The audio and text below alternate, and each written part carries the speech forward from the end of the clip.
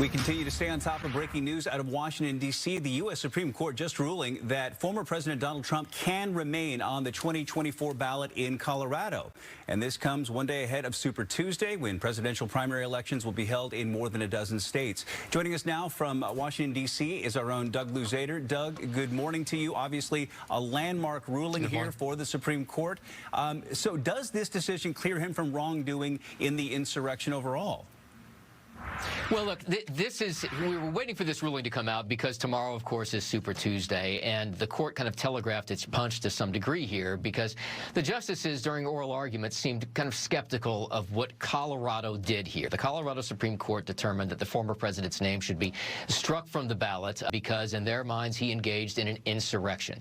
Now, the Supreme Court didn't really even get to this question of whether this was an insurrection or not. Instead, they said that states really can't do this, that if you allow this to happen, this would become kind of a patchwork approach to how elections are carried out. You would have blue states kicking Republicans off ballots. You'd have red states kicking Democrats off ballots.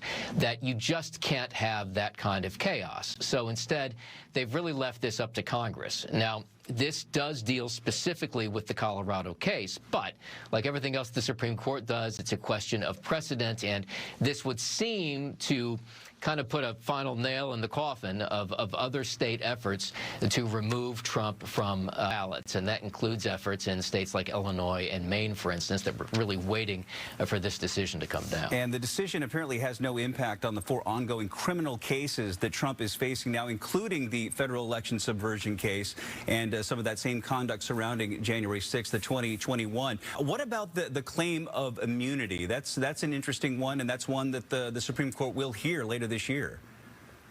Yeah, that's right. It's a completely separate issue. This is a question of whether the president enjoys broad, potentially criminal immunity for actions that he took while in office, for official actions, according to how the Trump team frames this. That's something that the court is still yet to decide. We haven't heard arguments in that, and we obviously haven't had a decision yet in that case.